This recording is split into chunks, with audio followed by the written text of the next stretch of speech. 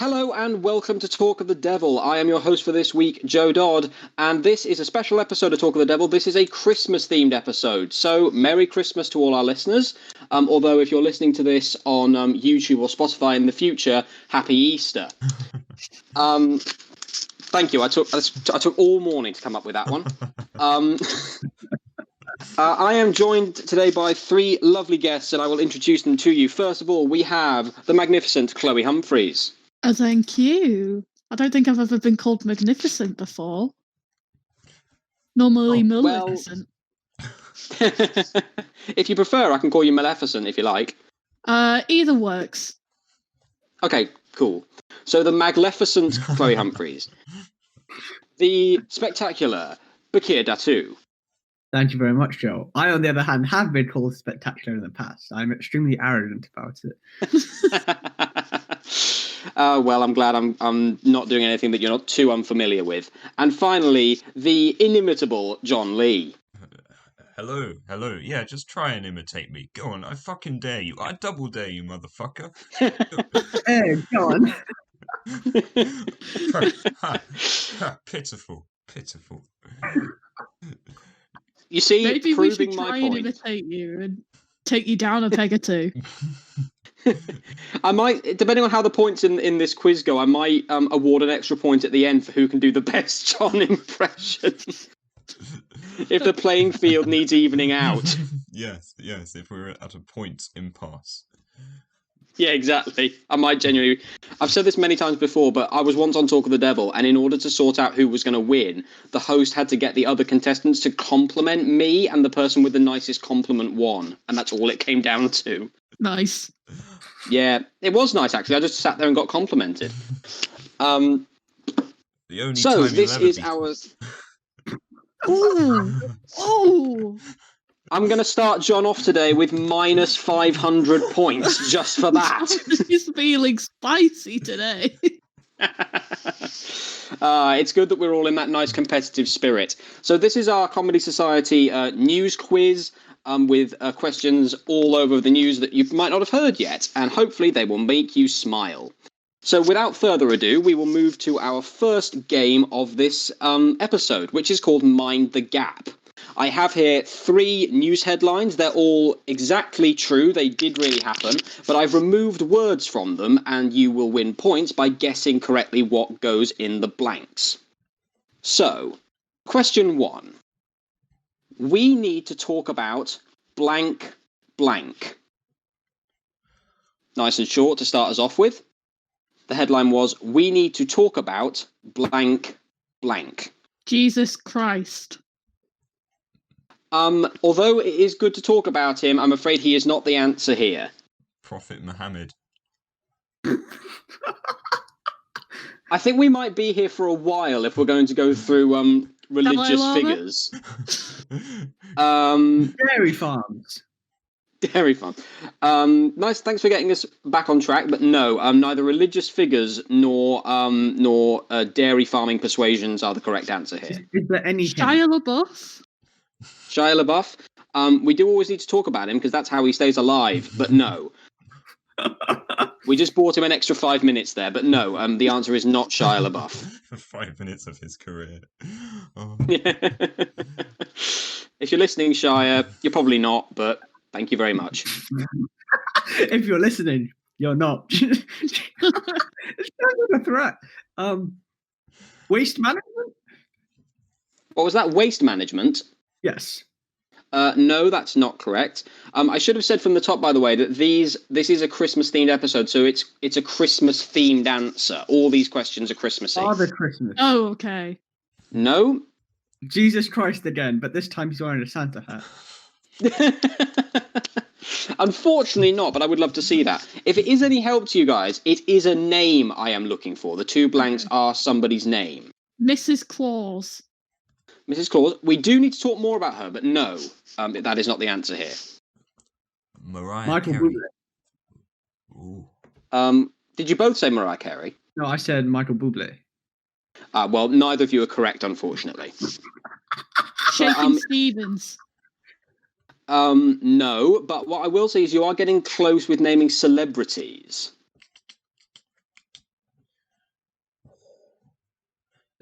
Who could it be? Hmm. There are a lot of famous people. There is a lot of famous people. Hmm?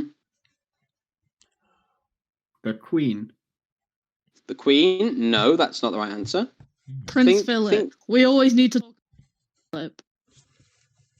Yeah, I suppose we do. That's probably the safest bet, but no, it isn't Prince Philip. What are they famous for? Could you give us a Yeah. You've mentioned a lot of singers. They're not a singer, but they are an artist of some description, and an artist who we associate quite strongly with Christmas. Snoop Dogg? No, that's not right. I mean, I personally always associate Snoop Dogg with every major religious holiday, but as you can tell from the way I sound, but no, that is not the correct answer.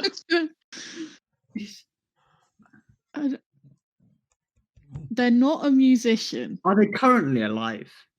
They are currently alive. Okay. so And it's not actually, I think Michael I told a slight lie a little bit ago. They have made music, but they're not famous as a musician.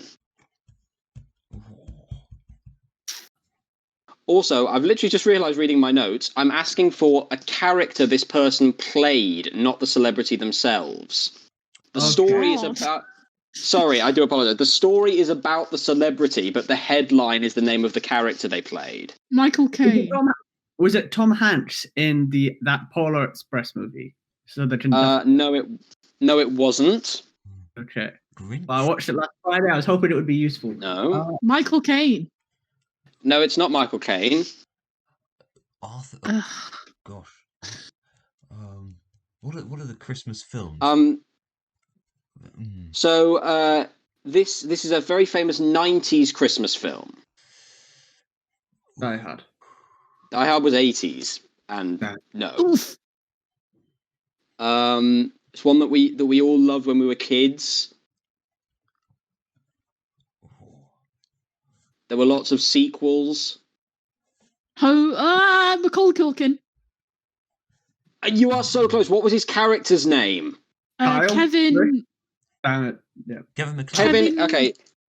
Because you came out with it first, Chloe, you're going to get 1 point for putting Kevin as the first blank. McAllister. McAllister, well done. That is 2 points to Chloe. Aye. Well done indeed, yes. The headline is, We Need to Talk About Kevin McAllister, which is a very cunning reference, I'm sure you'll agree. The story goes like this. In 2018, Home Alone star Macaulay Culkin sent Twitter into meltdown with the revelation that he is reprising the role of prepubescent crime fighter Kevin McAllister at the age of 38. Starring in an ad for Google Assistant, Culkin recreates some of the film's most iconic scenes, such as jumping on his bed, ordering pizza, and setting traps for the wet bandit, this time using the power of the internet to save the day.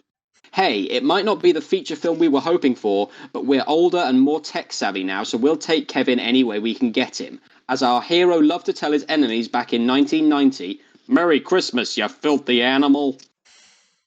That's the story. It's a little bit out of date, but basically Macaulay Culkin played Kevin again in a Google Assistant advert. Sorry, you're not calling him by his full name, which is Macaulay Culkin. Is that really true? Yes. No. No, it is. What He went on Twitter and was like, I hate my middle name. What should I change it to? And the poll, what came top out of the poll was Macaulay Culkin. So he changed his full name is now officially Macaulay Culkin. When will people learn to not ask the internet for help? Oh my god. Ask Boaty McBoatface. Don't. Yeah. Exactly. He's very lucky that he didn't end up with Macaulay McMacaulay face. He does have a very Macaulay face, though, so it would have been apt at least. Yeah. I suppose you're right. So that is the story. Although I have to disagree with this article. I'm not sure any of us are exactly waiting for another Home Alone movie. No. Considering the first one was great, the second one was quite good, and the second two were ridiculous. Oh, wow. Have you guys even watched past the first one or the second one? I haven't seen anything after 2. Oh, Keep it that way. The third one is about a gang of thieves trying to steal a military-grade microchip from Kevin's house. I don't know how it gets there. Why does he have it? I don't why? know. And then the fourth one, I believe, basically predicates on the fact that Kevin lives in a super, super high-tech house and basically uses the house to fight the bad guys instead of building stuff. So yeah, I don't think any of us were waiting for that. Batman. Yeah, like Batman. And as I've said, that is not a Home Alone movie we want at all. It is indeed not the Home Alone movie we deserve and not the Home Alone movie we need.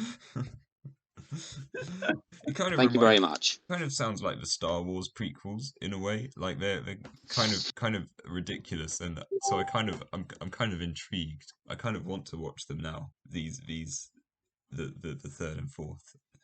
Yeah, they're movies like the Star Wars prequels. You should watch them as like a bad film social.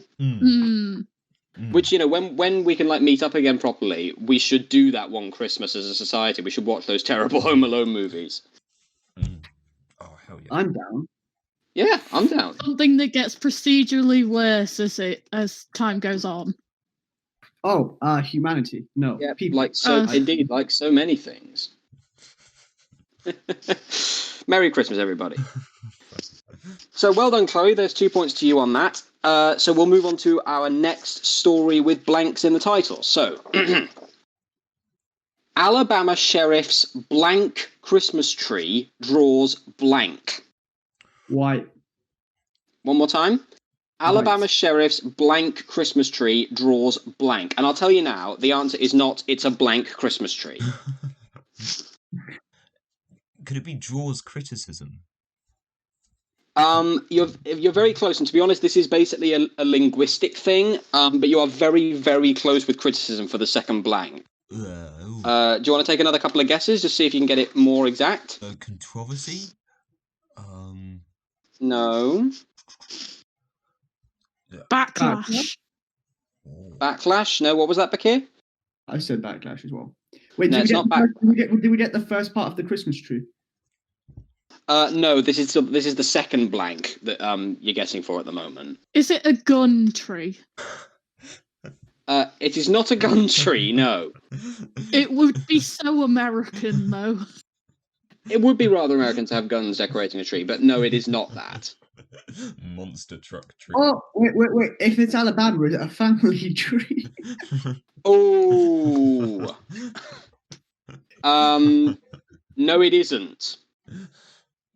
Cheese? Let's really keep the American audience on side, Baqir, okay? Cheese, unfortunately, no, it is not cheese.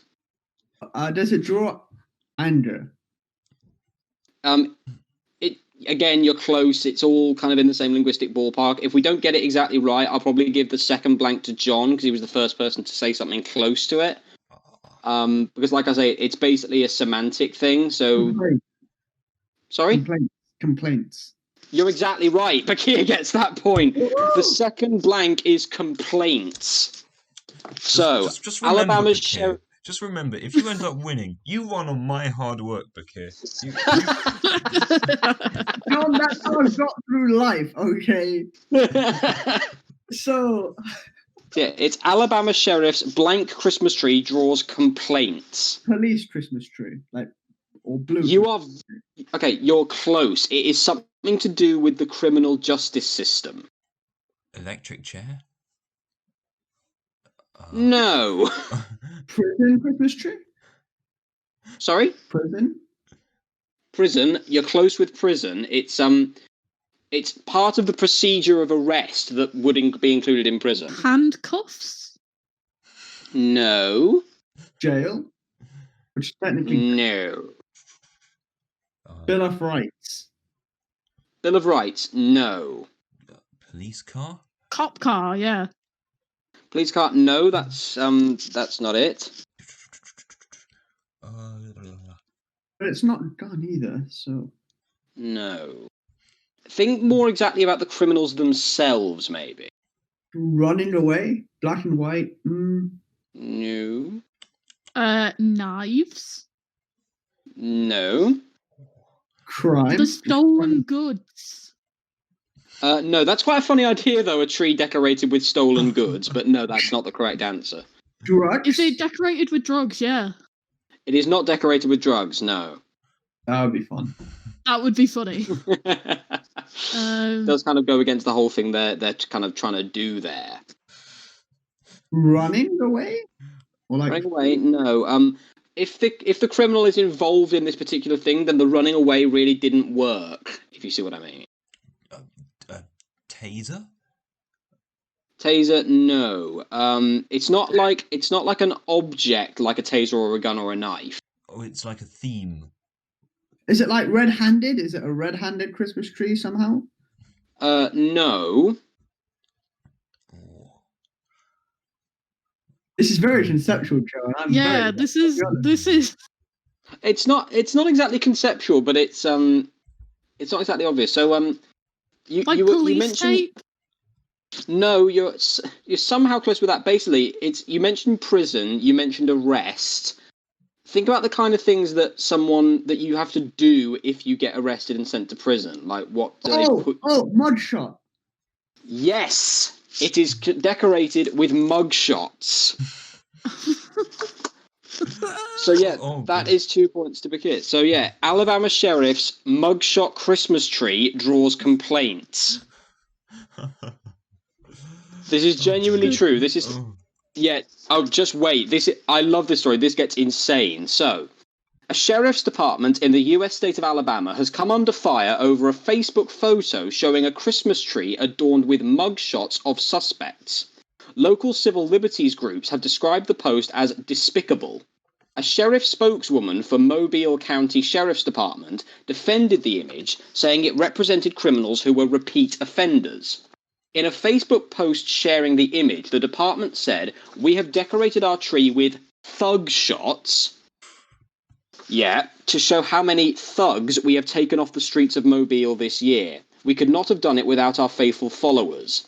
The civil rights organization's director said most of those arrested had struggled with mental health and problems of drug abuse. And listen to this. A spokeswoman for the sheriff's department told AI.com the image had been photoshopped and was not on display in the police building. Which begs the question, why was your first statement going, yeah, we put this up and it's awesome?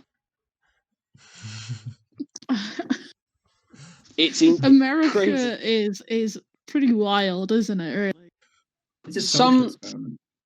Yeah, it is like a social experiment, and some aspects of American law enforcement particularly are pretty insane. But I just love the fact that the first thing they did was sort of go, yeah, this is great, we couldn't have done it without you. And then as soon as this happens, they're just like, oh, no, we didn't actually put that up, like we were just saying that, it was why funny. would we do that? Yeah, that's a crazy idea.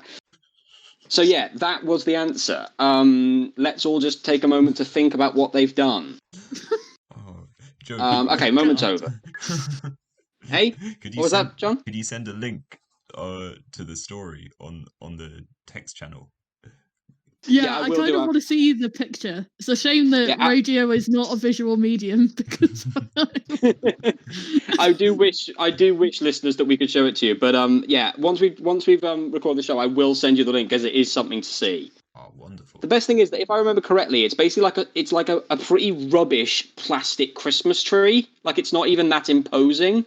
That's what I was imagining, to be honest. I wasn't imagining like a real tree. I was imagining something like plasticky looking and really horrible. Yes. I was imagining like a fully decorated Christmas tree with just some mugshots thrown on like baubles.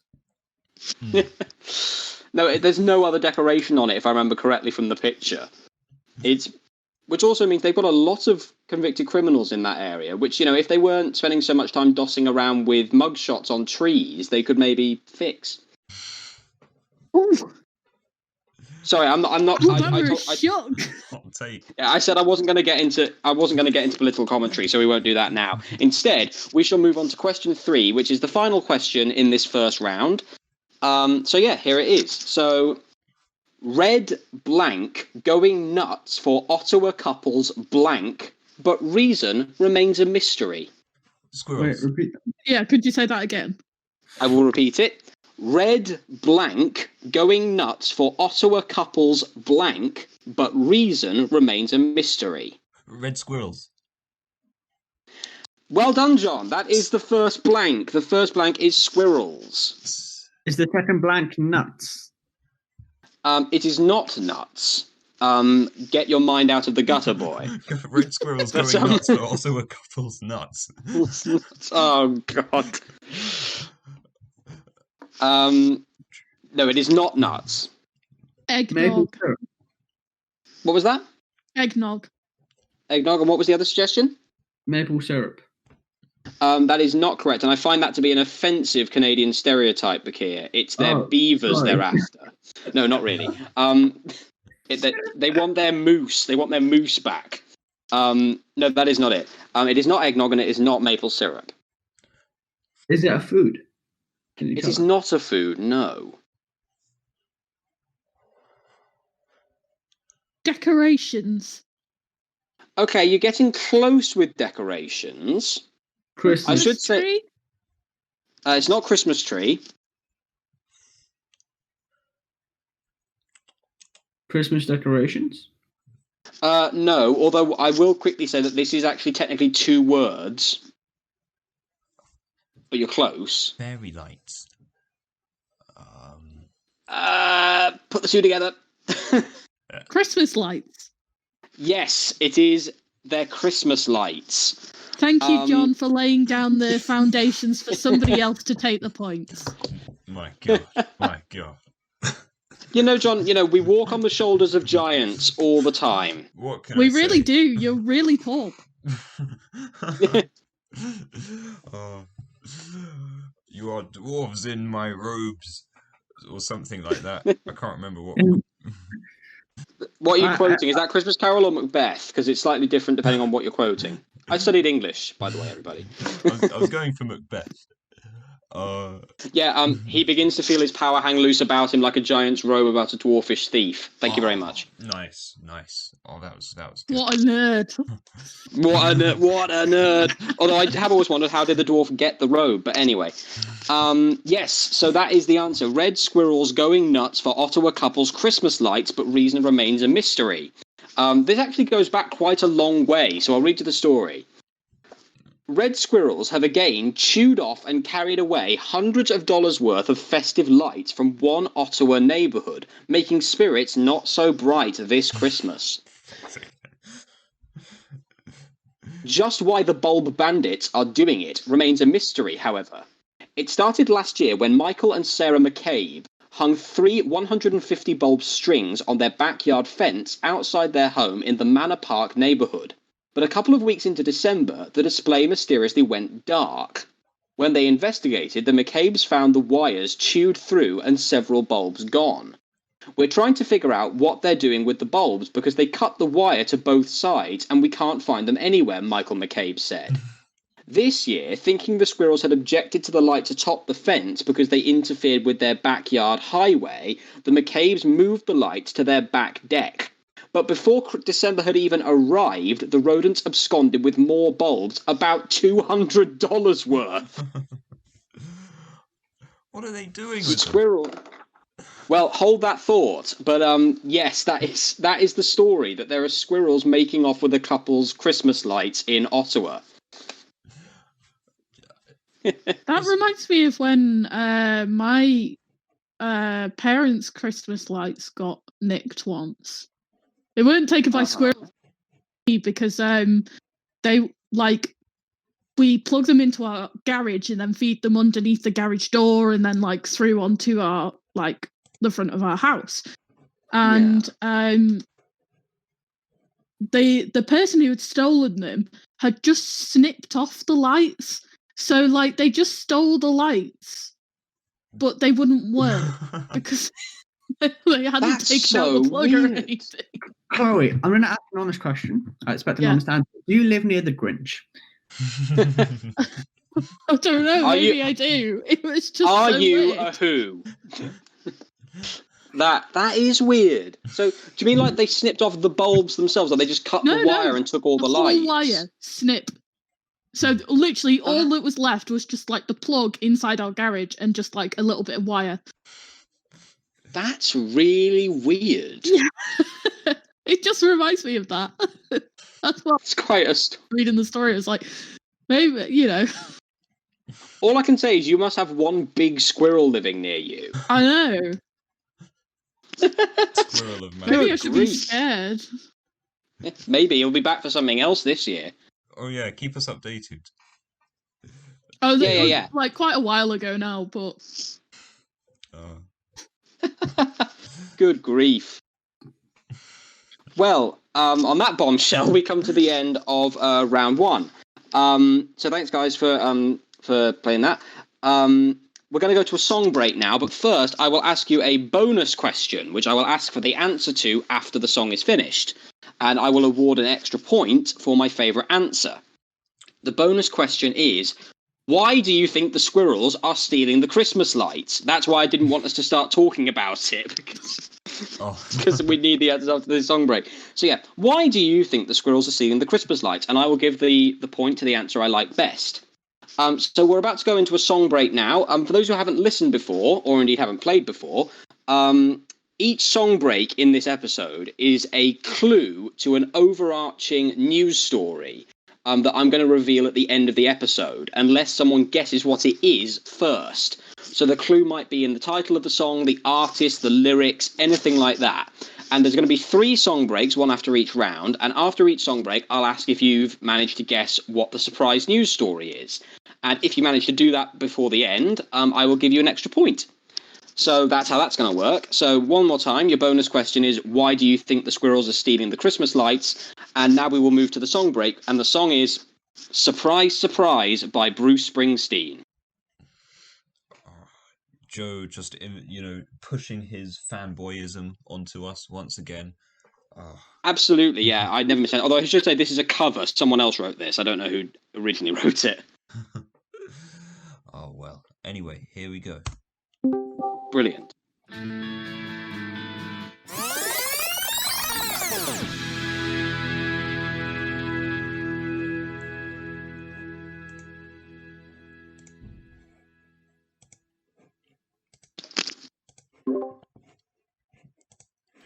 There we have it. There is the first song break, Surprise, Surprise by Bruce Springsteen. And as John did point out earlier, yes, that is me pushing my fanboy obsession with Bruce Springsteen, but I don't really mind.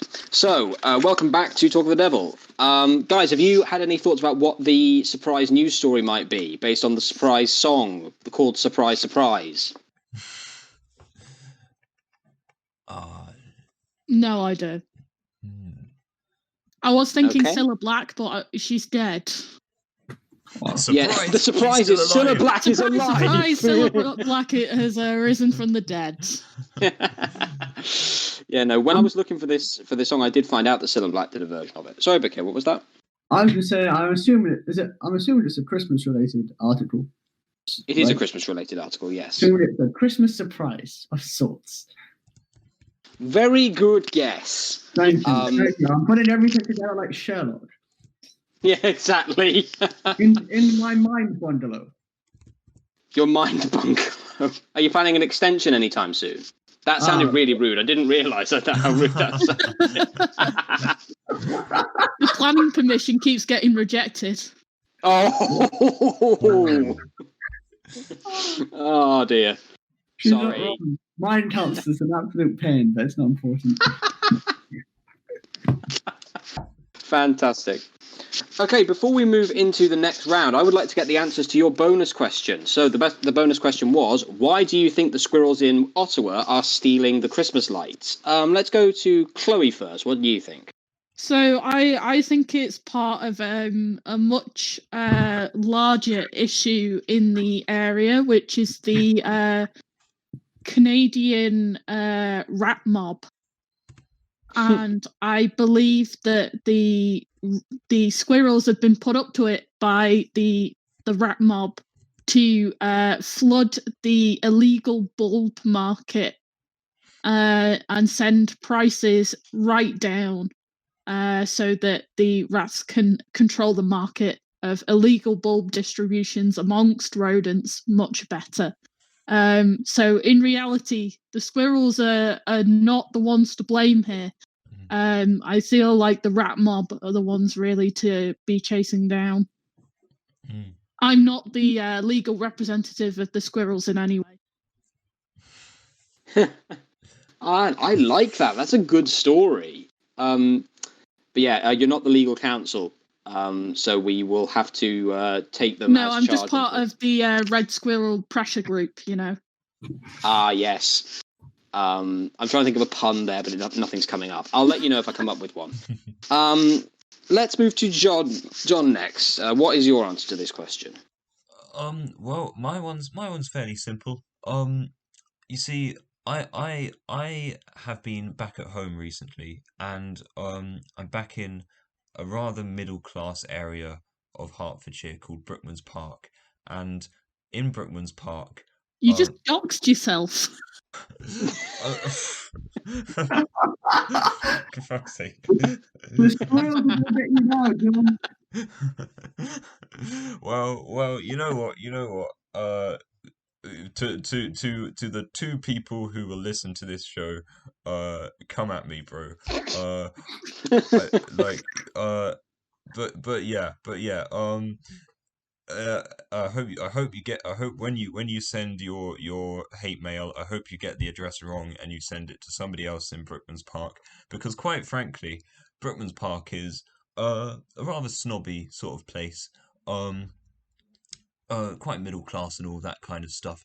And what you get in these places especially is you get a lot of sort of over the top Christmas decorations down when you're walking down the road at night, and it's really it's just silly.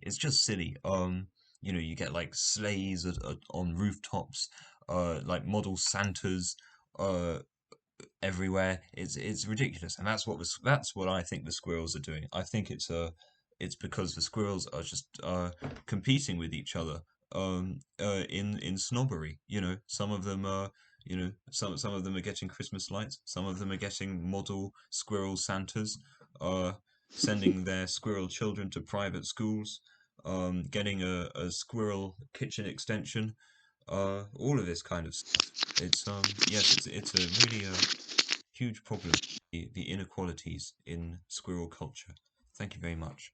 I'm also So you think this is a story about squirrel gentrification? Oh, yes, totally. Gen nuts reputation. That's what we do. Gentrification. That's Oh, I knew I'd work it out in the end. But yes. Okay, thank you, John. That was very, very compelling. And finally, Baqir, what is your solution? Well, not solution, answer.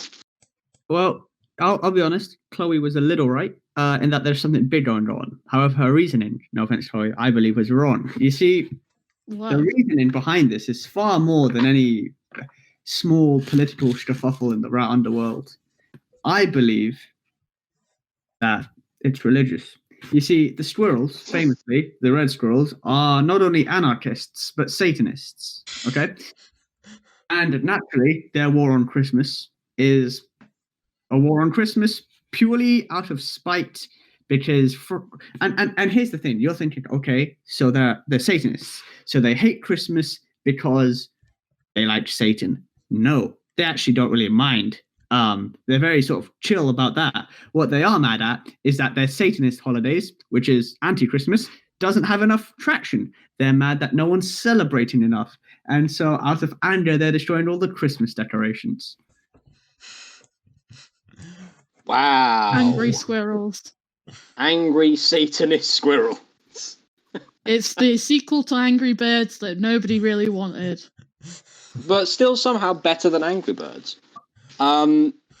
Okay, wow, that is a real breadth of stories. So we have that the squirrels are in the thrall of the rat mob, and they are flooding the illegal market with Christmas bulbs. John believes this is the result of squirrel gentrification, and Baqir believes that they are Satanists trying to destroy Christmas's public image.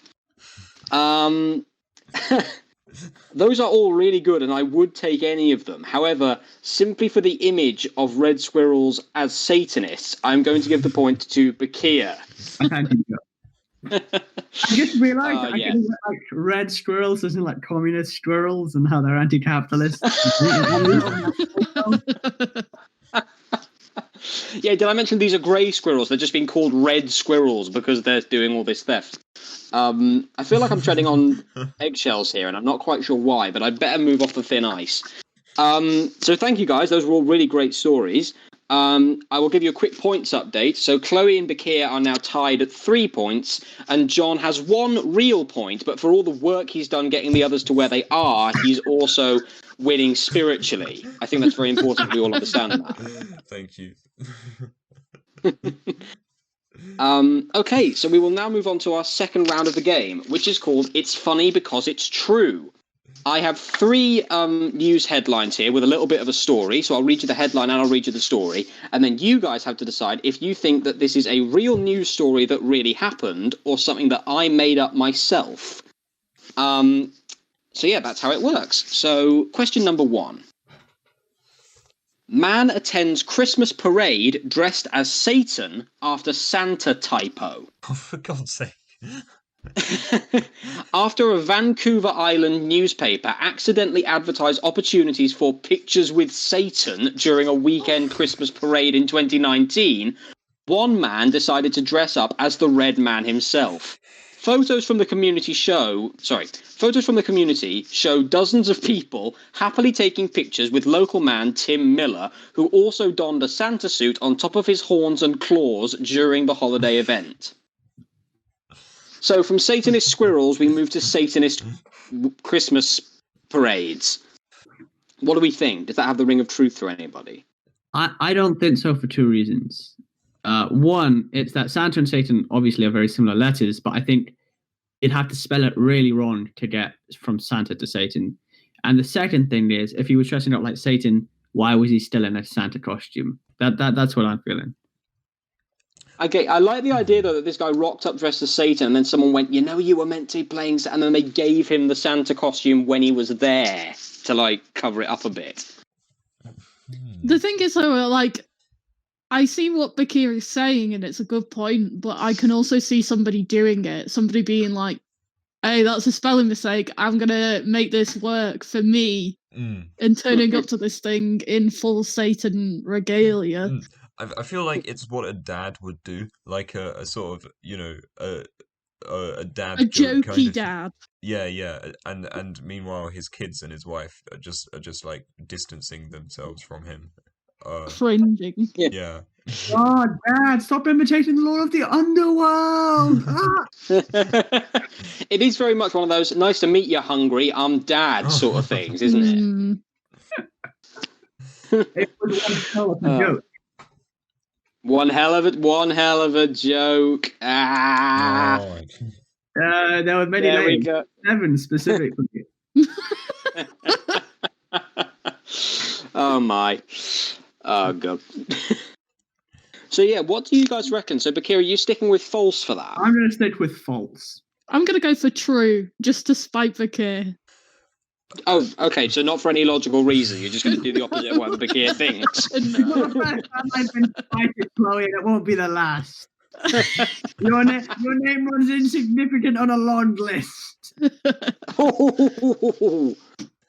Okay, and finally, John, what do you think? Well, I mean, I want to spite both Chloe and Baqir, but unfortunately they've gone for different answers, so I can't spite both. I've got to spite only one.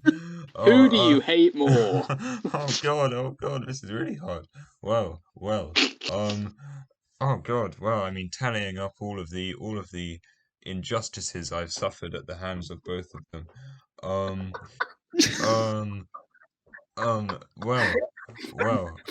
Well, Baqir. See, the thing is, Chloe,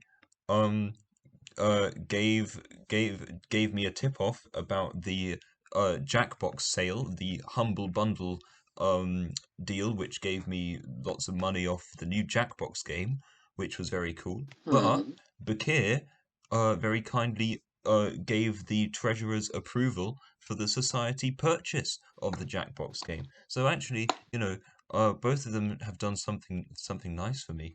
Oh gosh. Oh, this is What do you genuinely think it is, John? What? Apply logic and reason to this game? No. What are you, crazy? Blah, blah, blah. Okay.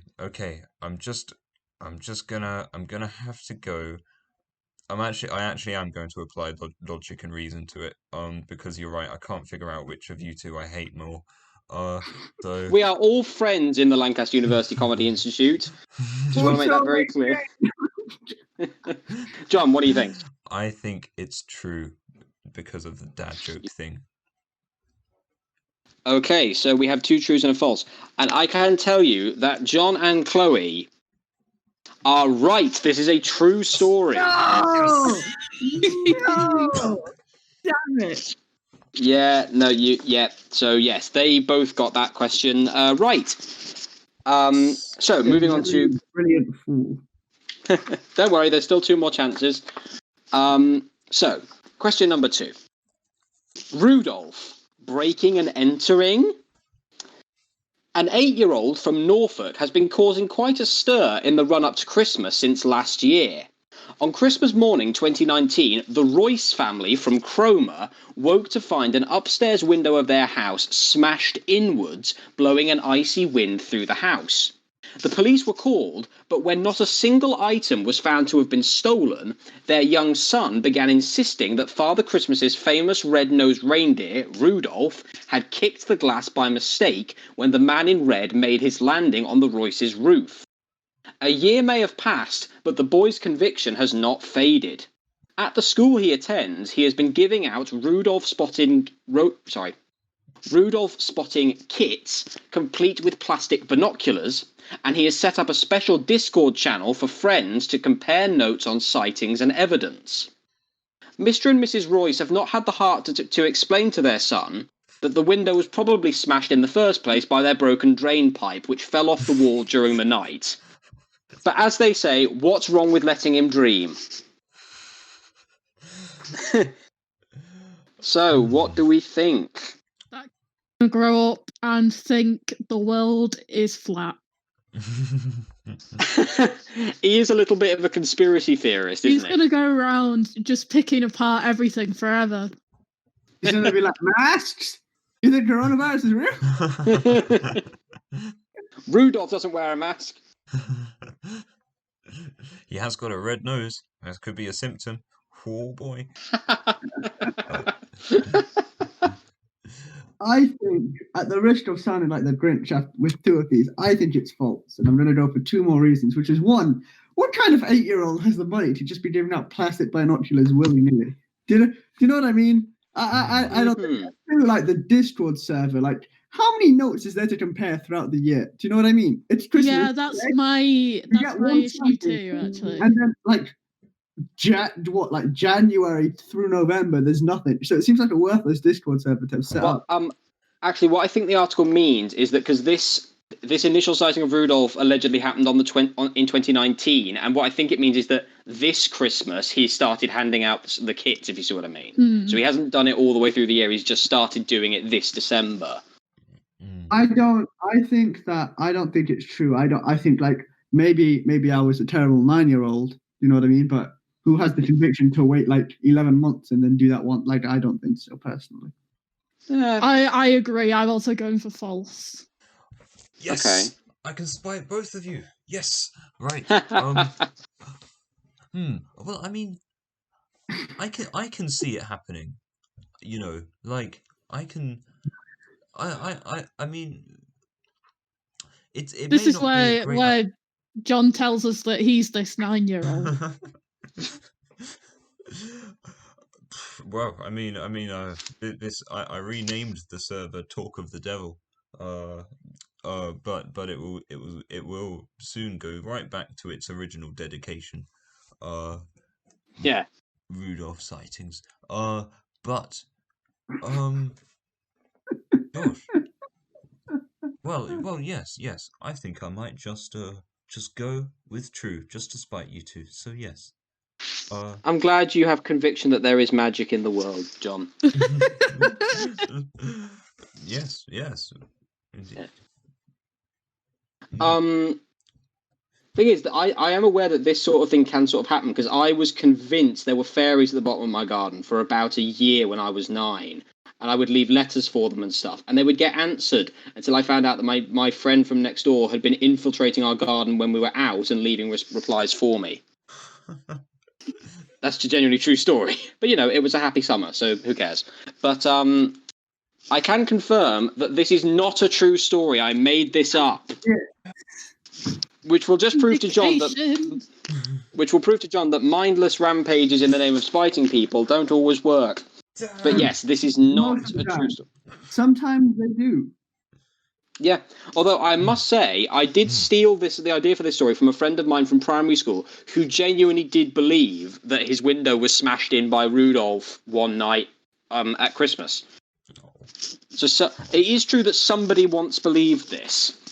So come on, I get half a point. I get half a point. No, that's not the point. Just because the story is a real story doesn't mean that the story is true. Someone write that down on a piece of stone and put it on my grave. Okay, very nice. Well done, guys. Finally, we move to question 3 in this second round, which is entitled So. Declan Donnelly's festive audible performance rated lowest in the last 6 months.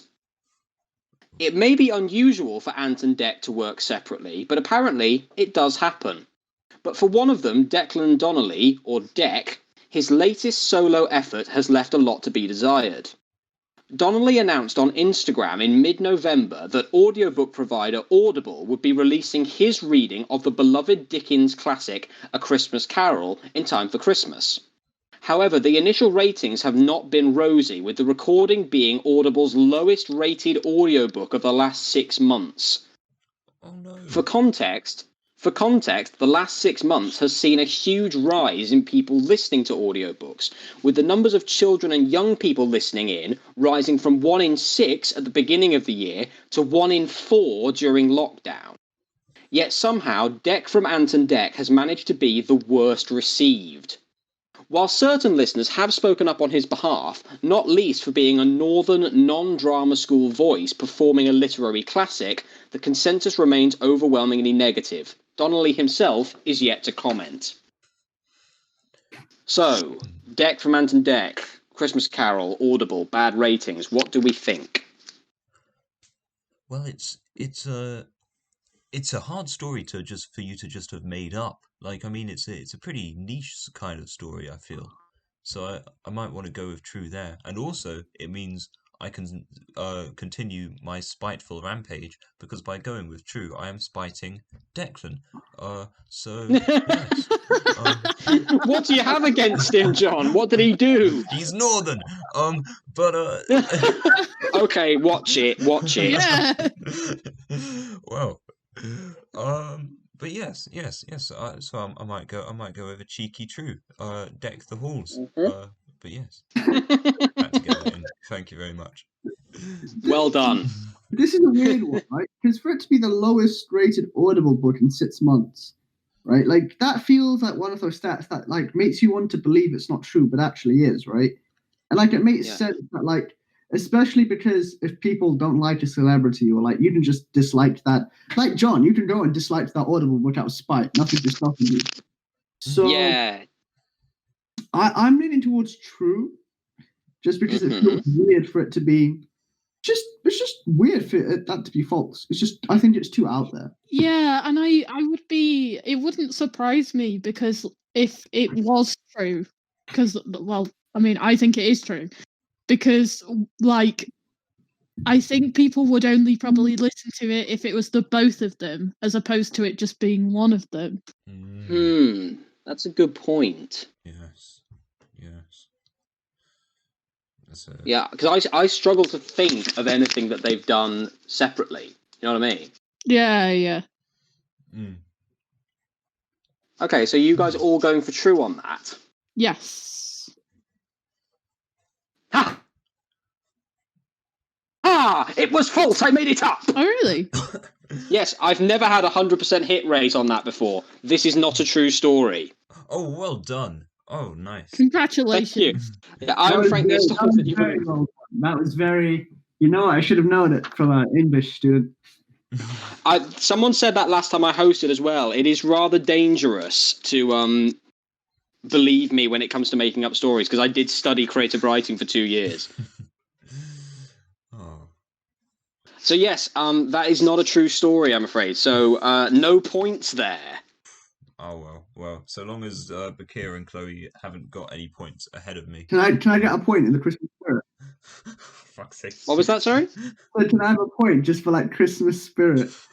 Oh, bless. That's not how it works. What kind of point communism is this? Red squirrels. No, You have to work for your points, Baqir. you don't get no Well, in participation. John's case, even if you do work, you're not guaranteed to get it. Oh, yeah, as we've seen. Damn right. Oh. But yes, you college students, you liberal college students, even though I'm a college student as well. Oh, my. Well done, guys. That was really well done, and I'm glad you seem to enjoy the round. So that brings us to the end of round 2. So we'll go to another song break in just a minute. But once again, I have a bonus question for you. In the vein of this story, which you all believed... Sorry, I'm really proud of that. By the way, just to really blow my own horn, that stat about young people listening to more audiobooks, that's a genuine stat. I looked that up. The inch of truth that makes the lie hard to spot. So I'll stop talking about it now. So the bonus question is, who would you most like to hear reading a Christmas audiobook, and what would you like them to read? It doesn't have to be a book, it could be tweets, it could be a poem, whatever you like. So who would you like to read it, and what would you like them to read, and why? And I will again give an extra point to the best answer. But now I would like to move into our next song break. Again, this is another clue to the overarching news story. So let's see if you can come up with anything for that. And the song break is the cutest song title I've ever encountered, The Happiest Christmas Tree by Nat King Cole. Aww. Thank you very much. With a hey and a he and a ho ho.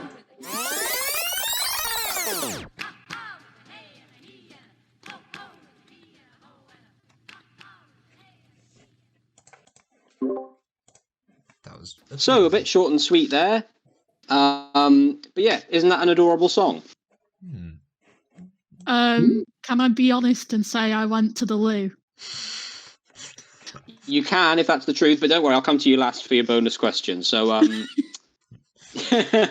yeah, sorry I about... didn't hear it. It might be ever, but I went to the loo. I'm very sorry. That's all right. Play it again. No, that's fine. Basically, all you need to know is called The Happiest Christmas Tree, and it's a very cute song about a very happy Christmas tree who's very happy to be a Christmas tree. I hope that answers all your questions. Yes, thank you. Good. So, welcome back, everybody, to Talk of the Devil. That was the most recent song break. That was The Happiest Christmas Tree by Nat King Cole. Once again, the cutest song ever. And before the break, I asked you a bonus question, which is, who would you most like to hear read a Christmas audiobook, and what would you like them to read? So we did you last time, Baqir, so can you go first? Tell us what you came up with. Absolutely. So, who would I like to read something? You don't want... So here's my thing. I don't want someone who is good at... I want someone who's good at reading books to read badly. So I'm thinking Jim Carrey, but he has to have a very hoarse voice, right? And so I'm thinking maybe like he has to smoke a pack of cigarettes and get punched in the throat, right? Before the recording. And what would I like him to read?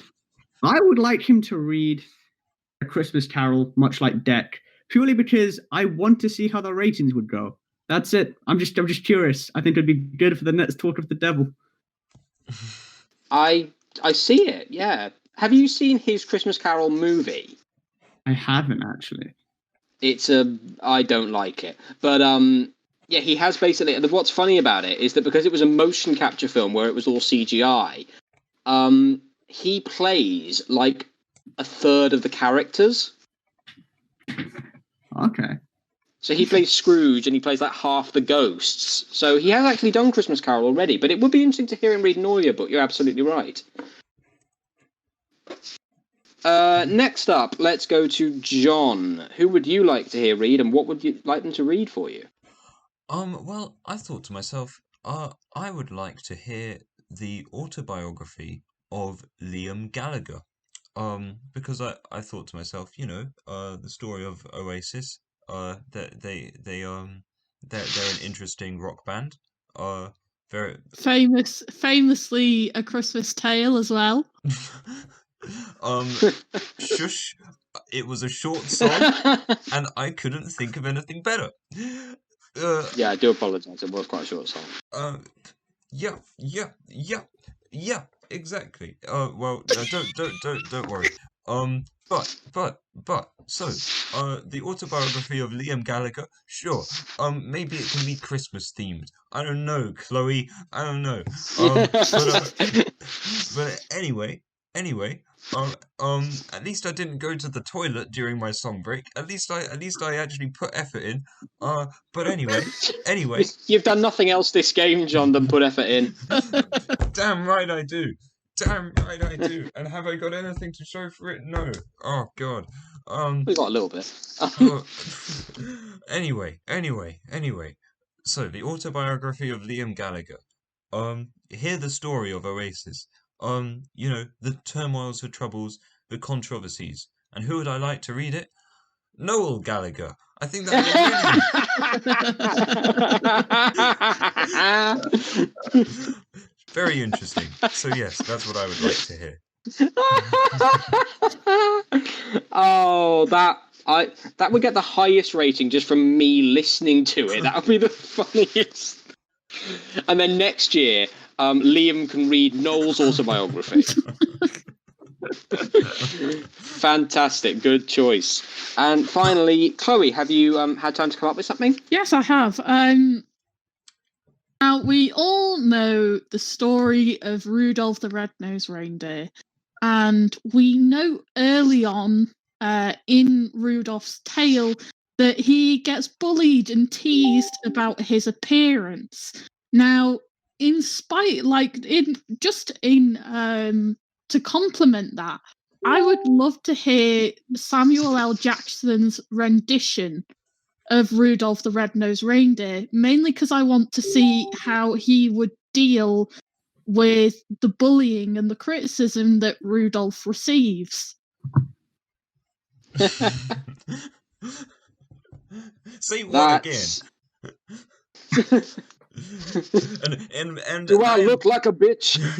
I am the righteous man, and it shall rain down upon thee. Oh.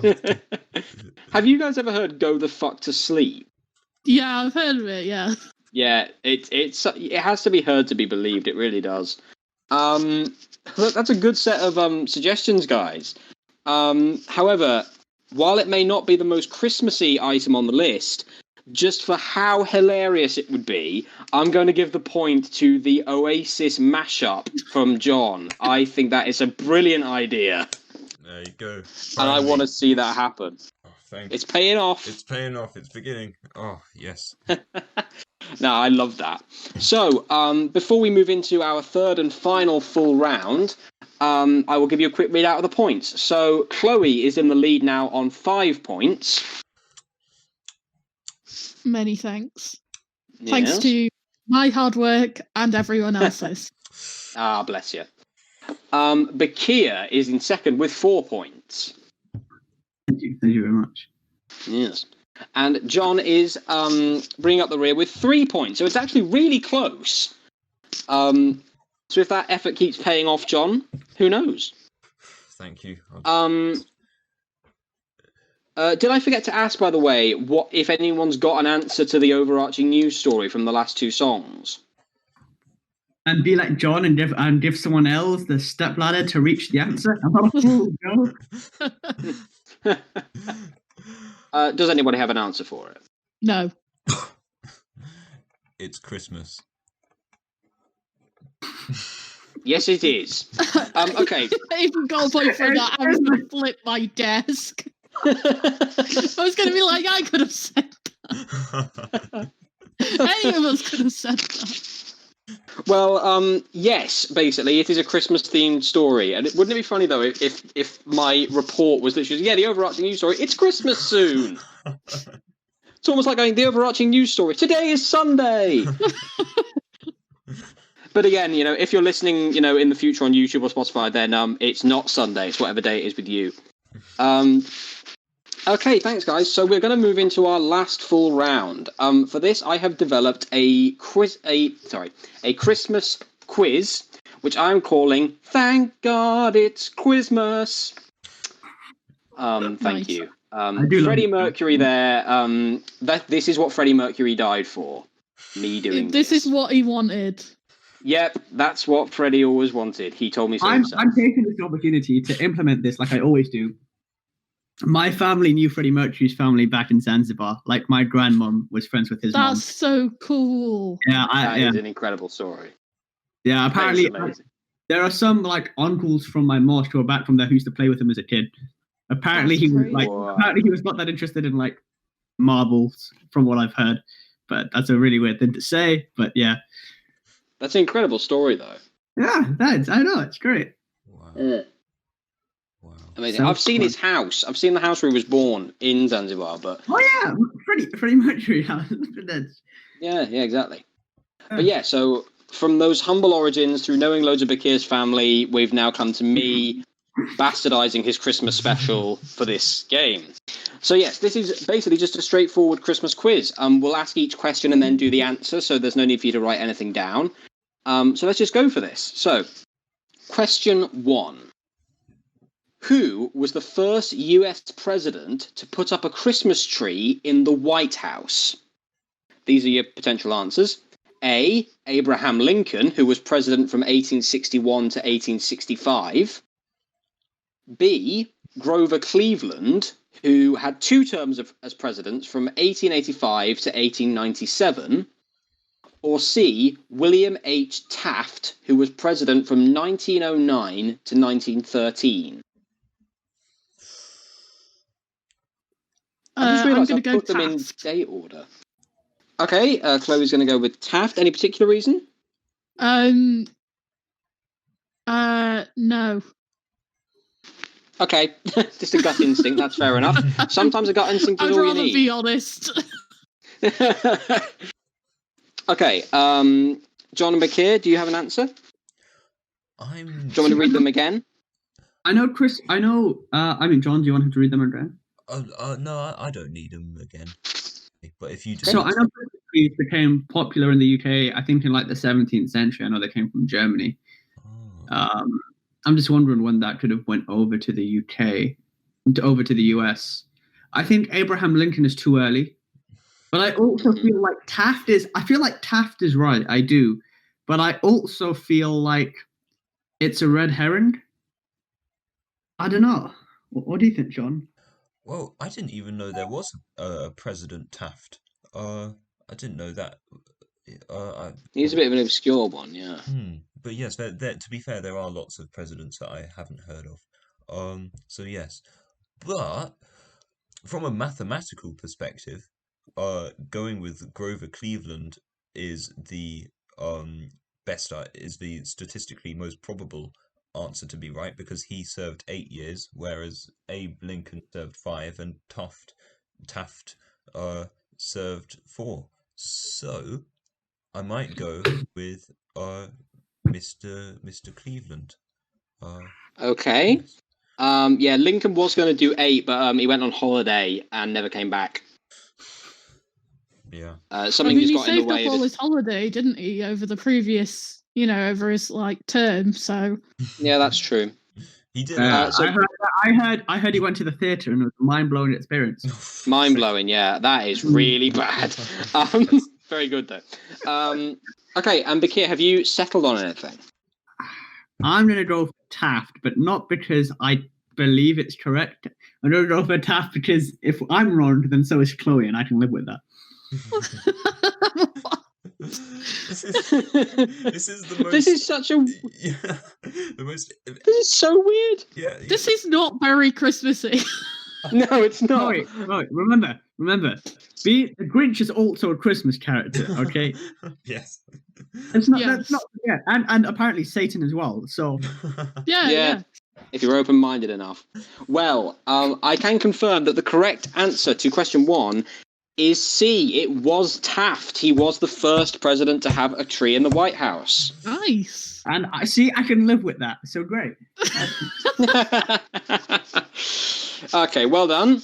So, moving on to question 2. Excuse me. Anyone else want to get it out? Yeah, just get it all out your system. Cough the corner away. So, in 1988, Bruce Willis starred as John McClane in the iconic Christmas film Die Hard. Yes, it is a Christmas film. However, because Die Hard was based on the novel sequel to a film called The Detective, the studio was contractually obligated to offer the role to the star of that film first. So the question is, who was that actor? A. Bruce Lee, even though he died in 1973. B. Frank Sinatra, even though he was in his 70s. Or C. Arnold Schwarzenegger, even though he was making another movie at the time. So does that make sense to everybody? Because it's a bit confusing. Yes. Yeah. What do we think? Do you know when the Detective came out? The Detective is late 1960s. So Sinatra would have been 50 years old. Around there, yeah. I still think it's Sinatra though. Yeah, I think Sinatra. Schwarzenegger would have been too young. Yeah. To have been that actor. Yeah. Oh wait, no, because Bruce Lee. If Bruce Lee was in the 60s, then but he wouldn't be. Bruce Lee was still alive in the 60s. Yeah. So he would have been, and I know he did play some detective roles. I don't. Ooh, did he play was he the star of The Detective though? I don't think so. Well, he must have been though in order to be offered the role, right? Well, yeah, because I know there's a whole thing about, for example, him being a Chinese actor and he wasn't offered like any real lead roles for a really long time. So in the 60s, I'm gonna go with Sinatra. Yeah, I'm going with Sinatra too. Go on, John. Okay. Fight us. Oh God. Well, your logic. Or don't fight them. Or don't, yeah. Your logic is very, very sound, but I'm in the position which Tristan was once in, where he said, I'm so far behind on points, the only way I can possibly catch up is by going with something different. So I'm gonna throw caution to the winds, and I'm gonna say, well, I'm torn. I can either say that this 1969 film, The Detective, starred Arnie Schwarzenegger, even though Arnie was probably about 7 at the time. Maybe, I could be right. Maybe Arnie was a child prodigy. You never know. He's only been speaking German in the movie too, which would have been wild. Yeah. So yeah, there's it's either that or it was Bruce Lee. But Bruce Lee, it could be that they were contractually obligated to offer him the role, even though, did you say he was dead by the time they made Die Hard? Yeah, he was dead, but yeah. So the story could be that he was dead. They posthumously gave him a ceremonial offering of the role, and then they just said, well, after a moment's silence had passed, after they offered him the role at his tombstone, they after a minute's silence, in which no godly voice had said, yes, I'll take it, they just go, oh, well, take that as a no then. Okay. So I love how it was just a bunch of like East End little men who were making Die Hard. So, excuse me, Mr. Lee, are you interested in taking this role? And when he said no, they're like, oh, all right, then that's fine. on your own head, be it. Okay. So what do you think? So yeah, I'm gonna go with Mr. Lee. Yeah, let's see if my family will Yeah, it does. protect It does them. sound like nepotism. Well, yes, indeed. Christmas is a time for family. Well, Yeah. unfortunately, in this case, family is not coming to the rescue because the correct answer is Frank Sinatra. Yeah. I was about to say that logic of Tristan's doesn't really sound like logic at all, but oh well. Yeah, no, they were contractually obligated to offer Sinatra the role, even though he was way too old for it. So, well done, good try.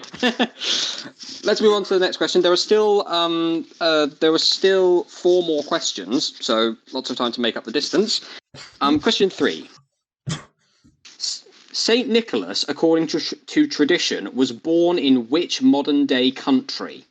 A. France, B. Turkey, C. Russia. Well, I know which one I'm going with. But I don't want to say it. Same here. Okay. Oh God. Chloe, do you want to say it? Because if not, we're in a bind.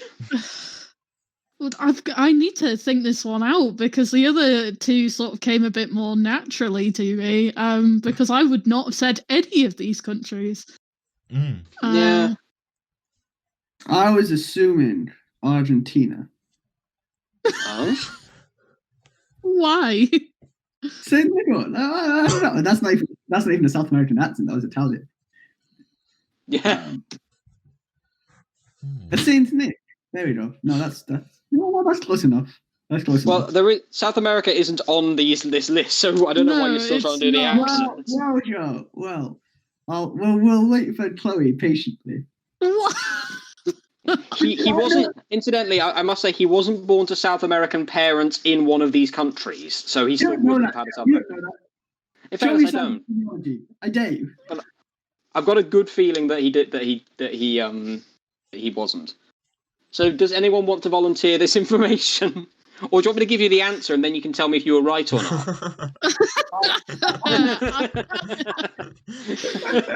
No, we're not honest enough for that. No. I will go for Russia. Okay, I'm from Turkey. What? Turkey? Okay. Well, I'm gonna go with. I'm actually beginning to think I might not go with Russia. After all, I'm thinking I might go with France. I've had a change of heart. So yes. You're going with France? Yes, I am. And spiting both Chloe and Baqir at once. So it's a double whammy. But yes. Oh, we are lovely people. Chloe, have you settled on something? Yes, Russia. Russia? Yes. Okay, we have an ABC. But only one of you can walk away with the correct answer, and that correct answer is B. It is Turkey. So, Baqir, you get the point there. Constantinople used to be the center of the Orthodox Church, guys. Come on. We don't think of it as a previously very, very Christian country, Turkey, but it was. Just an interesting history fact for you guys. Yeah. I don't know why I brought it up, but yeah, I also need the answer to that, by the way, from like a previous thing. Clearly, if we wanted to know that, we should have studied marketing like you. With all due respect. So yeah, it's a good fact. It is a good fact that it's true. He is historically speaking from Turkey. Okay, with that we will move on to question 4. According to USA Today,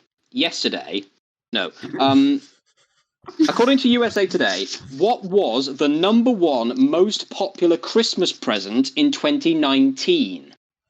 A. Apple AirPods, B. Instant cooking pots, or C. Robot vacuum cleaners? What's Do you want the options again? By most popular, do we mean most received or things that people liked the most? It's like most purchases. Okay. Did you say instant cooking pots? Yeah, so basically like a bit like a soup maker or a slow cooker. Yeah, it's more like a pressure cooker. Yeah, that sort of thing. I don't think it's that. I don't think that's the answer. personally, just because I feel like it's too off-brand for just a Christmas gift. Don't think anyone goes outside and says, "This Christmas season, I want a pressure cooker," unless they're a big squirrel and they're going to use it to make an IED to blow up some Christmas lights.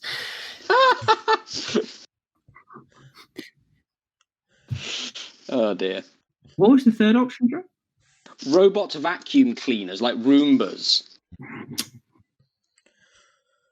See, I might lean towards them because I feel like AirPods are a bit expensive to have been the most popular Christmas present. So yeah, and then I agree with Baqir about the pressure cooker thing.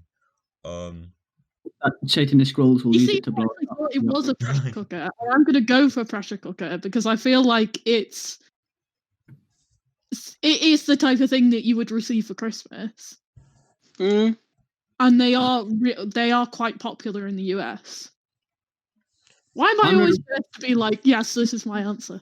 I'm going to go for AirPods. Okay, we've got another ABC. And once again, the point goes to Baqir. It was Apple AirPods. Although it might interest you to know that, so the answers were Apple AirPods, instant cooking pots, robot vacuum cleaners. They were the top 3 most popular in that order. Interesting. Do you reckon? Yeah, so, do you reckon people put the pots on the vacuum cleaners? I don't know why they would, but I feel like you can. Yeah, give it a go, see what happens. There was a YouTube sketch I saw once where it was a competition where these people had put a load of balloons with their faces on them in a little pen, and they released a Roomba covered in knives, and whoever's balloons got popped the most was the winner. Okay, moving on to question 5, the penultimate question.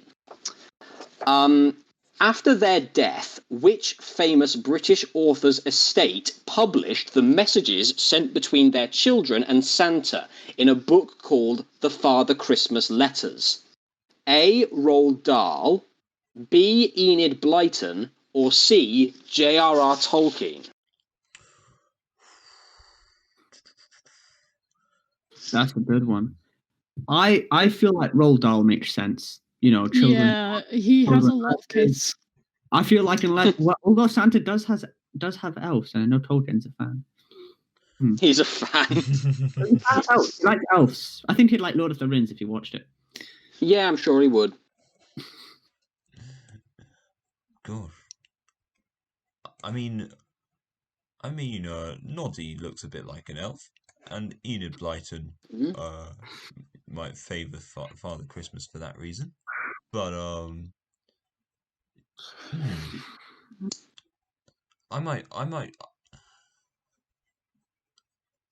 feel like Roald Dahl.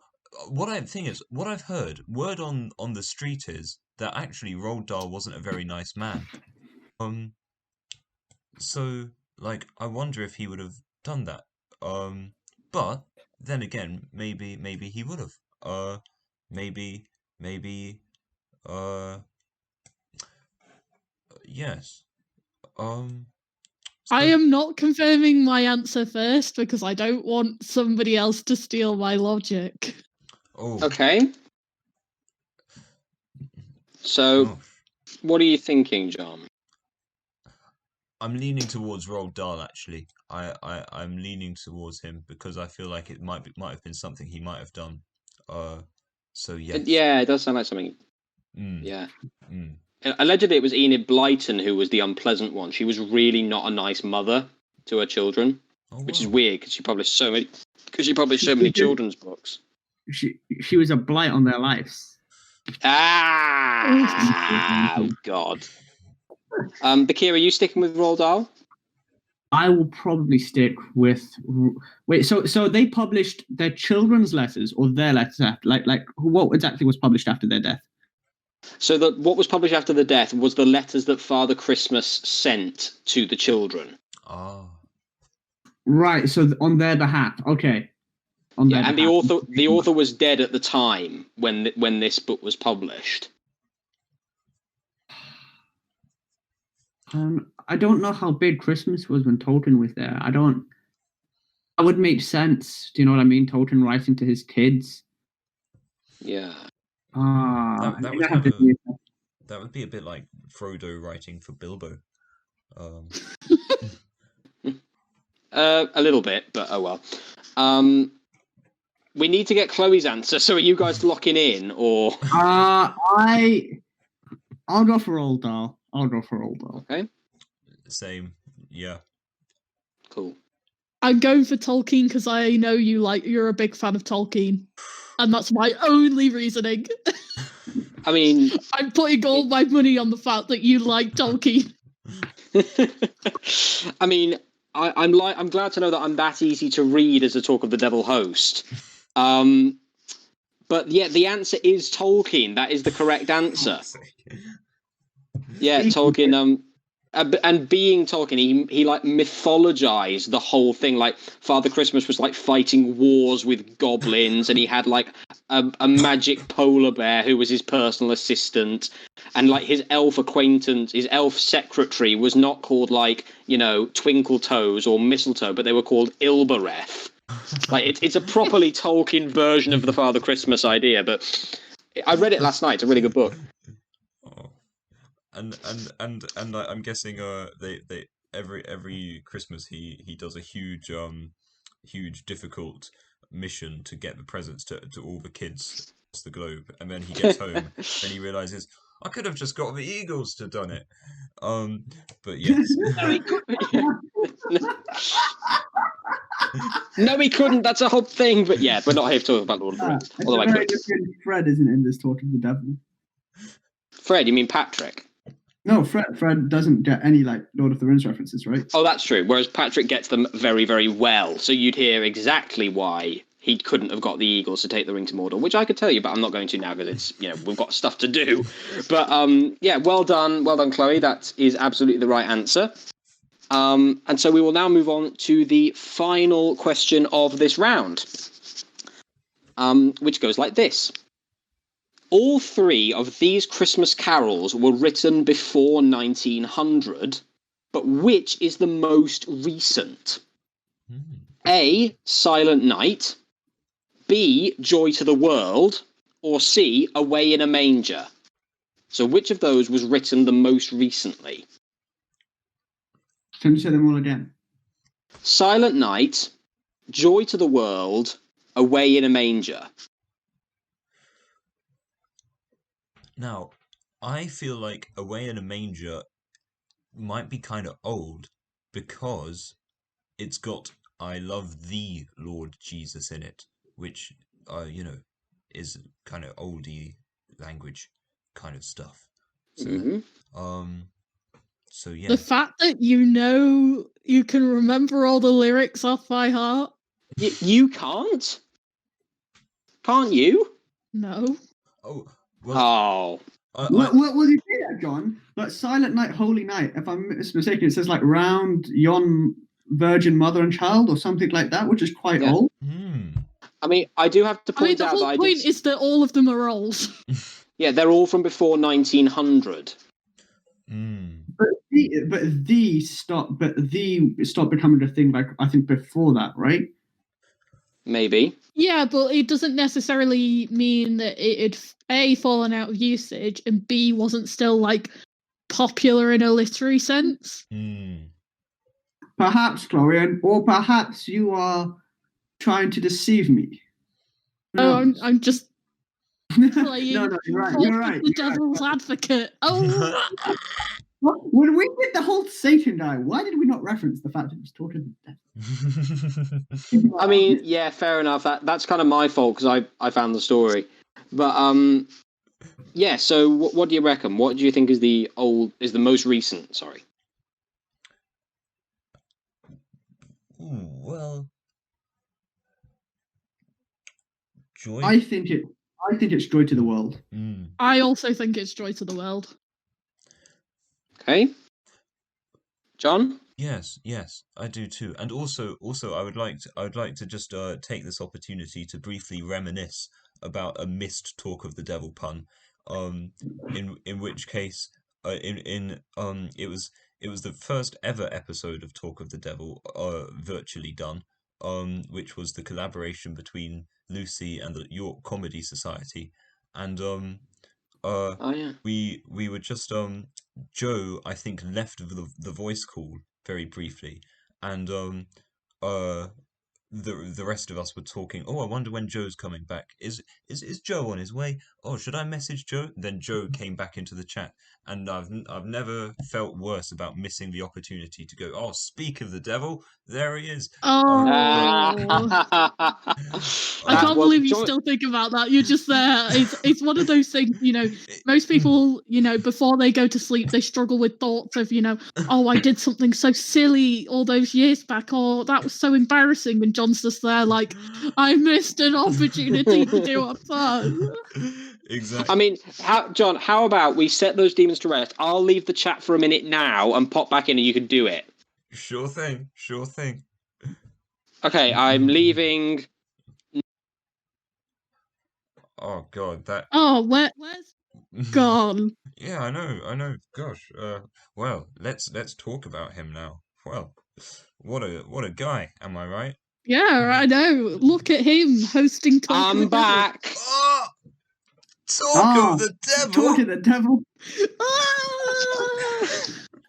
John, I can't believe. Wow, I never saw that coming. Me neither. Although I cannot believe, Baqir, you stole John's thunder like that. Motherfucker.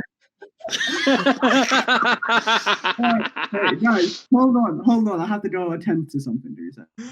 For that Baqir. Oh yeah, stealing your thunder.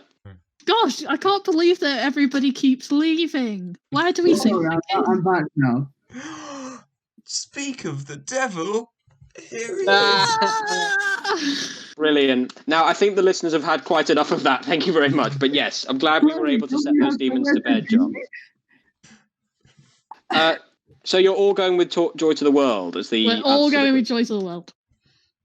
Well, I can confirm that the oldest carol in this list is Silent Night, which was written in 1818. Oh, wow. Also, the most covered Christmas song of all time. It's an absolute banger, to be quite honest with you. However, the most recent tune is Away in a Manger, which was written in 1887. Yeah, so Joy to the World is actually Joy to the World is in the middle. Joy to the World was written in 1836. So, unfortunately, none of you get points there. We go down as a team. Yeah.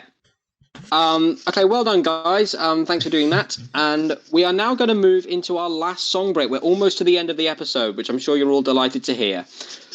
So what's going to happen now is I'll give you one more bonus question and one more song clue. When we come back after the song break, I'll get your bonus question answers, tot up the points, and then we'll have a final go at the overarching story. If one of you gets it, extra point. If none of you get it, I'll just tell you what it is.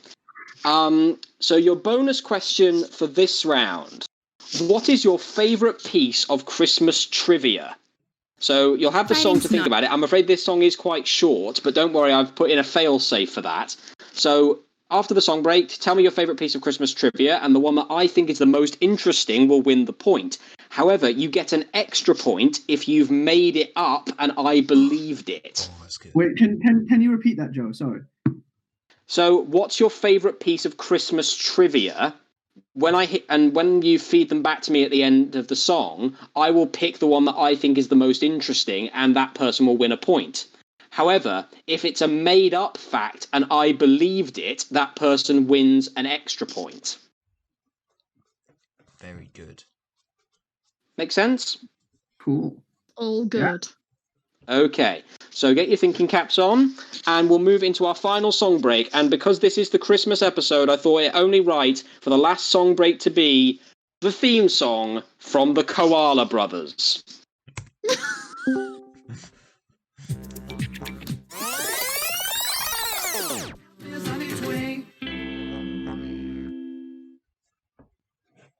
What an absolute classic.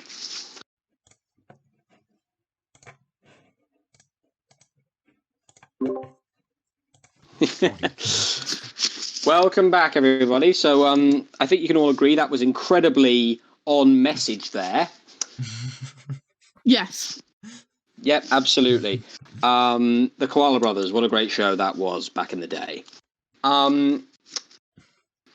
Just give Baqir a minute back to join us again. The Koala Brothers. You are back. Talk of the devil. Great.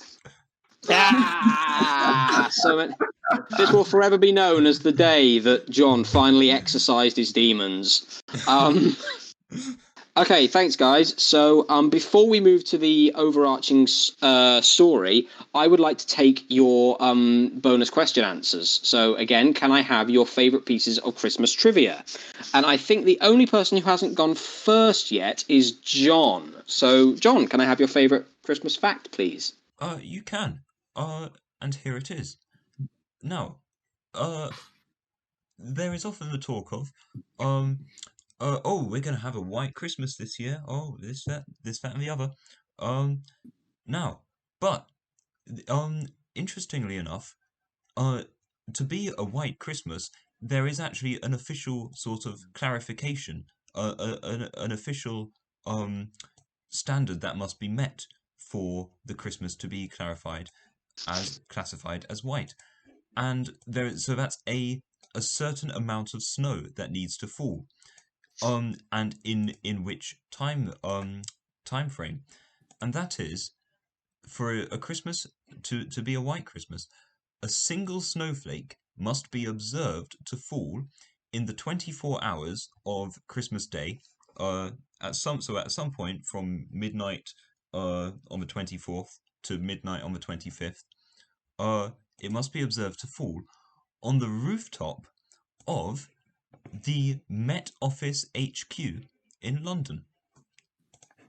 That is the amount of snow that needs to fall. So yes, there you go. Okay. Just one snowflake. Just one pampered university student must fall on the. Well done. But yes. Yeah. I'm really fighting the temptation to go really, because you might have made that up. But I do really like the sound of that, and again, it's also the sort of thing that I can absolutely believe. But okay, nice one, John. Let's move to Chloe. I think you're the only one who hasn't gone second. So, Okey-doke. What is your fact/fiction?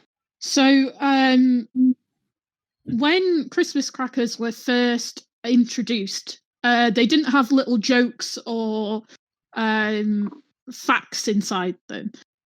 In fact, people would actually write their own little messages and then put them inside into like the pre-made crackers.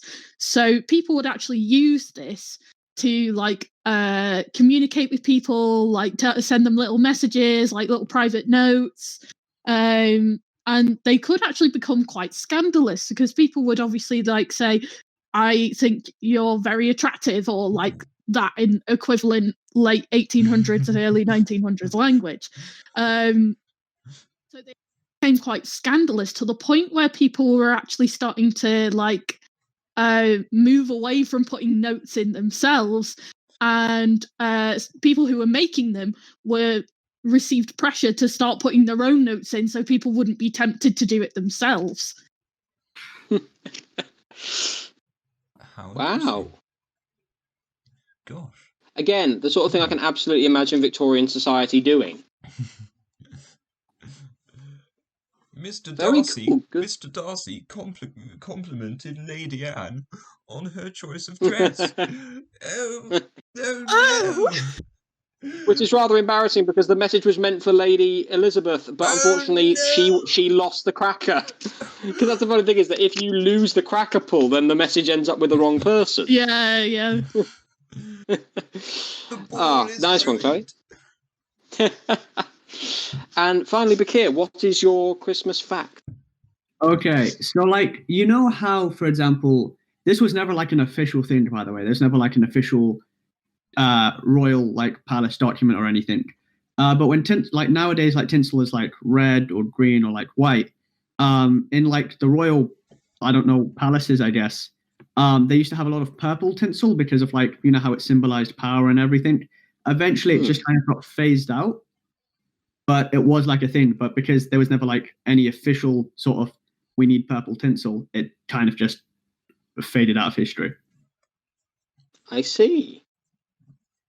So like a sort of unwritten rule. Yeah, so it was like, oh, we have purple tinsel, power, royalty, Christmas. But like it just became unpopular. So that's why we don't see it anymore when like the Queen's in front of her Christmas tree. Or maybe the back wall is just covered in it, but we're not allowed to see it because we're dirty peasants. What else are they hiding from us? Oh, plenty probably. Those are all really cool. I really like all those facts. And what's really frustrating for me is that any of them could be a lie. Like, but they're also all so believable. But as I said before, I will just have to pick the one that I sort of wish is true the most, I guess. And I think my favourite fact there, the initial point for being my favourite, goes to John. I love this White Christmas fact about the snowflake. However, is it true or did you make it up? It is true. It's true. Wow, I didn't know that. That's incredible. Hey. Although at the same time, like it's such a London thing to do because everything is in London. All the important stuff. So like the Met Office just went, "We'll be the ones to decide when it's a white Christmas." Thank you. Oh yes, indeed. That's. I just love the idea that like on Christmas Day, everyone's like waiting on the roof, and then down comes a single snowflake. And as soon as it goes. And it just before it lands, a gust of wind blows it away, and it's like, oh, bloody! And then finally one lands, and it just goes ballistic in the Met Office. That's a great image. Well, I want to know: does it have to be like an official? Like, what if someone just flies over and just throws snow, like artificial snow? Does that still count? Probably not, but it's a good idea. Weirdly. The Met Office has to call in the Air Force in order to protect airspace around the Met Office and shoot down any imposters.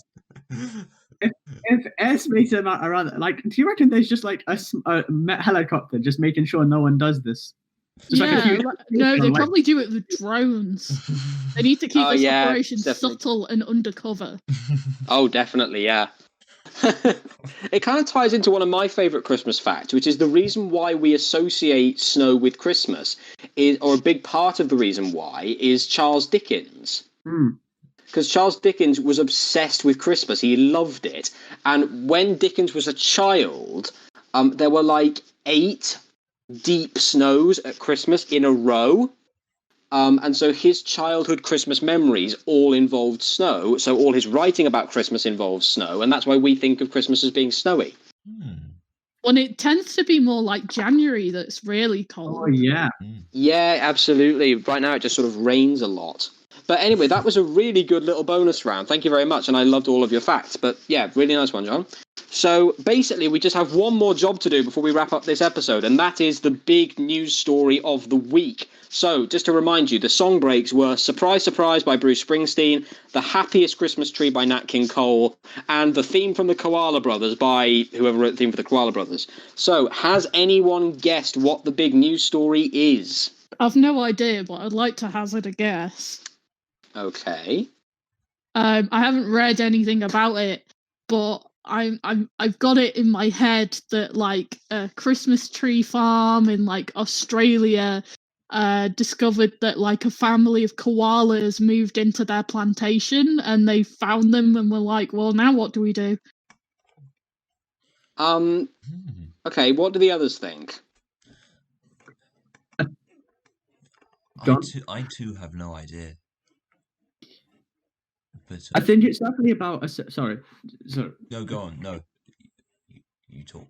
I should say it's definitely about like some sort of Christmas tree surprise in Australia.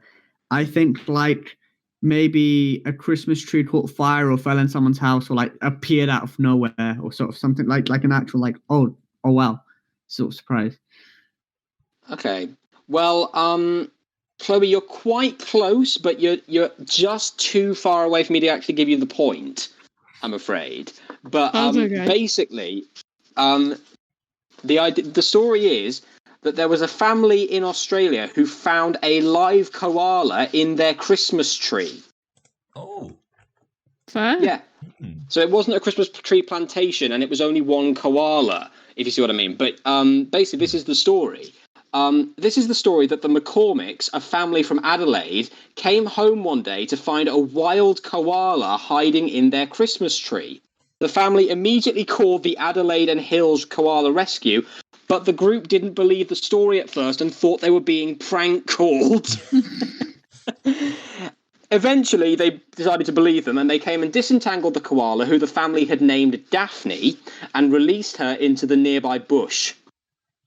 So, yeah, that's the story that a live koala was discovered in an Australian family Christmas tree. In the spirit of Christmas, Wait, can I when you have the say- point when- anyway? In the spirit of Christmas, can I have Chloe's point taken away? That's not really the spirit of Christmas. You don't get to decide that. Don't gatekeep Christmas. Oh, That's a very- actually, How are you doing the point? this is difficult because let me think. Okay, because you got the closest, Chloe, I am going to award you the point. Thanks. And the reason for that is because actually you were tied with somebody, and I didn't particularly like the idea of having to award two winners. So but yeah, that's the story. So I think we can all agree that would have been rather surprising. Yes. Wait, when you say nearby bush, do you mean like nearby like forest, or do you mean just like they chucked him into a bush? And So you just No, chucked him on the curb. Get out of my house! No, I mean the wild, the forest. That's Okay. what it's generally referred to it as in Australia, the bush. Oh. So yeah, they just It's like, hello, emergency services. It's like, not on your life, mate. What? yeah, we've got a koala in the tree. You'd think it'd be a more commonplace occurrence than it is, but apparently it isn't. Maybe it's So yeah, because that they're is lazy. the maybe. Who knows? Yes. I mean, it is true. You guys probably know this, but because koalas only eat eucalyptus leaves, but if you pick eucalyptus leaves and put them on a plate in front of them, the koala doesn't know what to do with them. They're not koala- smart. They are not very clever. They're adorable, but they are incredibly stupid. Wow. That's no way to talk about me. I mean, sorry. Although, in fairness, koalas do have a distinct edge as animals in that nothing really bothers them because they're that sort of, they don't really think about that much. But basically, yeah, so that is the big overarching news story. To be honest, I thought the Koala Brothers theme was going to just give it to you, but apparently not. So, but yeah, well done, guys. That brings us to the end of this episode of Talk of the Devil. And I can reveal that in third place is the hardest working man in comedy, John Lee, with 4 points. God's sake. Oh man. Oh, why do I bother? I work so hard for my family. My wife has left me. Oh man. Okay, fine. Retrospectively, John wins all of Yes. it. Oh no.